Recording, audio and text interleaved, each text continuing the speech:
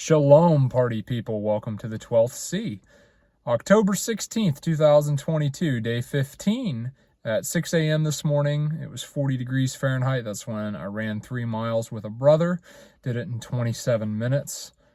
So, wanted to talk today about food bank stuff. I had promised last night that I would do a little bit more of an in-depth video on the food bank. Myself and several people that I love, we've been helping out with food bank for the last 5 years or so. The food bank used to be set up where the patrons would come through and they waited in line and they would grab a shopping cart and they would shop just like they were, at the supermarket or whatever. But at every station there would be items that they could say, yes, I want that, and put it in their cart, or no, I didn't. And there were obviously limits because we were trying to serve a certain number of people every go round. And it was pretty common that, everybody got 1 to 2 weeks even sometimes of groceries. And, minimum, they'd get about a week's worth of groceries unless they just refused everything that, wasn't what they were after. And we'd have some people who'd come through and just get the meat and leave, and we'd have other people who'd get everything and then just part of it. But typically for several years, it was 80, 100, 150. I think we had peaked at like 170 or maybe even brushed 200 a few times, but that was rare when we would go that high. And obviously certain times of year would factor into that too, just depending on where people were. But, we'd have people from all backgrounds, all social statuses coming in. And, we started kind of keeping tabs because it was a really good way to gauge, hey, we're pretty sure this is what our homeless population percentages are looking like. This is a pretty good indicator of drug use that may be going on in the community. And I'm not saying that everybody who goes to the food bank is homeless or a drug user, but there is going to be a percentage of people who go that are down on their luck, or maybe are in situations that are of their, own habitual situations that have led them there. And no shame. I mean, if you need it, it's there and it's free. So absolutely no shame in going to the food bank. But this was a good way that we could kind of keep metrics on knowing, hey, this percentage of our community is likely in this kind of a situation. And that would help us know, hey, these people need help. And yeah, it's fine and dandy that we're giving them food, but maybe that would lead to a situation where it's, hey, let's go help this person work on their house because they have a leaky roof, or because, they can't afford a plumber and they need us to go in and redo pipes. Or, it would be a really good starting off point for figuring out what else was wrong. And if we can meet people's needs, then hopefully we can lead people away from lifestyles that aren't good for them and into lifestyles that are good for them. And, it's not all daisies and unicorns and sunshine and rainbows and everything either. Sometimes it's just, bad situations, however you slice it. Other times it's something that's very fixable. But the way the food bank used to be set up was, in my opinion, very problematic. And there would be people who would get there at like 4 a.m. and like camp out in front, just like you'd see people who used to camp out for the new, iPhone or whatever. And now we don't have that anymore. We have transitioned from people going through and shopping themselves to a drive-through method.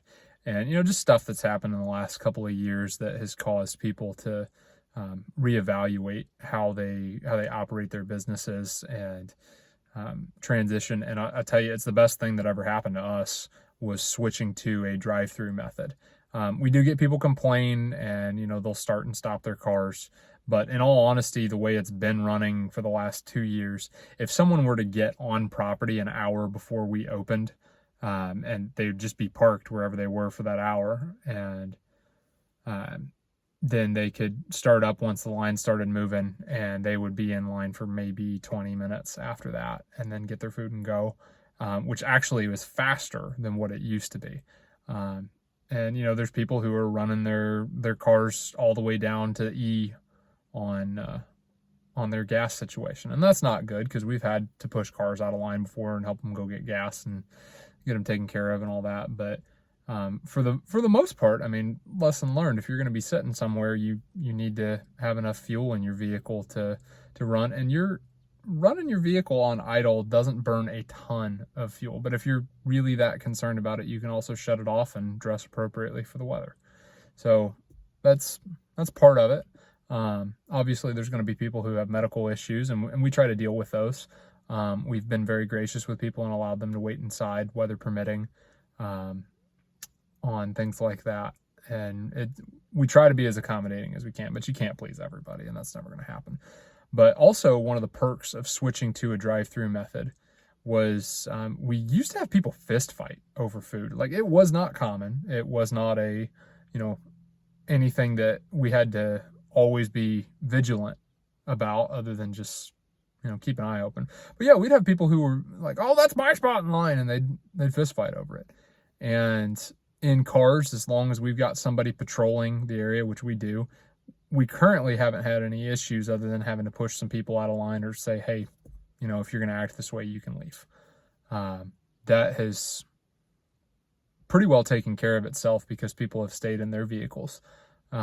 Thankfully, we haven't had situations where we've had people, fender bender and then get law enforcement and insurance involved. We've had people tap some bumpers and been like, "Man, my car's a beater. I really don't care. You either? Okay, cool." So those kind of things. But we still have people who camp out. We have them who get there at 4 a.m. and there is currently no purpose for them to get there that early. They just want to be first for whatever reason. Typically, if you're there within the first hour, before we open, you're never going to have a problem. Subject to change, but currently that's been the trend.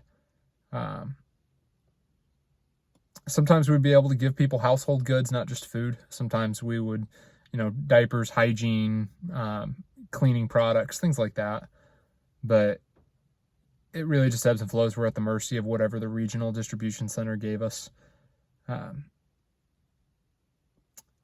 Definitely after that switch, when we went to a drive-through method, it also really improved efficiency, because we would just go through and get what the limits were for everybody on everything, and we would go to the vehicles and say, "Hey, here's your groceries," and we would pre-screen everybody and figure out how many people were in people's families, and there's personal information that we would get to track and make sure that all of that was copacetic. But you'd have multiple families who show up in the same vehicle all the time, and so we'd get groceries for 3, 4, 5, 6 families sometimes in one vehicle, and we would just help them sort it all out, load up, and go. And that has proven to be a lot more time efficient, definitely. Also didn't have people who argue. A lot of times we just roll up, give them the food in their trunk or in their back seat. They'd smile and wave, say thank you, and leave. And obviously, if there's something they didn't want, that's on them to figure out what to do with. I'm sure some of it ended up in landfills, and I'm sure some of it got given away, and it doesn't matter. It was freely given, so they can do with it as they see fit. Like I was going at on numbers, we've had low 80s before. We've had, maybe Grayson 200. But really the last year, it's just been steadily climbing on the numbers of people that we've had come through. And, it's just been tracking with gas prices and the economy as things get more and more expensive and wages stay the same or all that. Just more and more people have been coming through. And, there are people who come through that are freeloading off the system, and you never stop that. It's just part of it. But it's been good interactions with the public, helping our people to really work with other people and deal with situations as they arise, and good for coordinating people on the fly. We've learned a lot. It's a good training opportunity, and I'll go in more to that. But as things would steadily increase, consistently serving 300 plus families all the time, and just each month we would see more and more and more people come through. I want to say we've peaked in the upper 380s before, fairly recently, but don't quote me on exact numbers. I don't have them in front of me. This last go round, it was 349 families for sure that went through. Possibly a couple more, but that for sure 349 families, which actually is marginally down from what it's been in the last 2 or 3 months. The other part of it is we would deal with running out of food in the last couple of months, and that has been tragic. Before a few months ago, the last time we ran out of food was, I think, 3 years ago. And when that happened, that took all day to get there, because normally we'd open up in the early morning and we'd go till about noon or sometimes even later just to continually pass things out. But now we're closing in 90 minutes from the minute the door opens to that last bit of groceries gets handed out. Everybody's been told, hey, we ran out of food, and then we lock up and leave. 90 minutes to 2 hours has been typical. People in the first 30 minutes of the line are pretty well getting a semi-decent haul of groceries.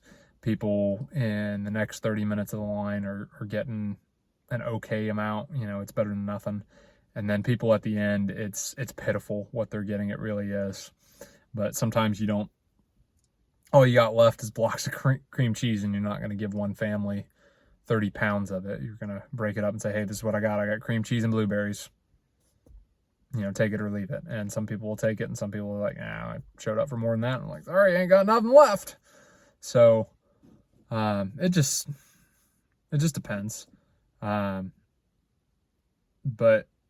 the last 6 months or so, we've been trying to give everybody 3 to 5 days, sometimes as much as a week's worth of groceries for a family of 4. But we really never know what we're going to get until it shows up on the truck. Currently, this last month, we were giving out about 3.5 to 5 days worth of groceries for a family of 4. And I was glad this go round we didn't run out of food. We actually had an excess of a few items that were able to be stored in deep freezes, and our deep freezes were emptied out months ago. It was about 3-4 months ago. We had the first time running out in 90 minutes, and I personally told over 50 cars. And you got to mind you that more than 3 or 4 families can show up in some of these cars. But personally told 50 cars, hey, sorry, we're out. And then the next month, didn't have to tell as many vehicles, but it was still, kind of heartbreaking to have to go up and say, hey, sorry, we're out of food. It was consistent, month after month after month, we were running out. Thankfully, and praise the Father, we didn't run out this go round. But that's something that has been really excellent training for our people. It's been the ability, we get together, we use our radios, we coordinate people on the fly, we're directing traffic, we're de-escalating situations where we will talk with people and someone will get rowdy with us, and we will, hey, we're here to give stuff away for free. We are not getting paid to be out here. We are not getting paid at all. And I'm not coming out here for free to bicker with you. So one of the two of us is leaving, and I'm out here to do something good. So goodbye. Had those kind of conversations with people.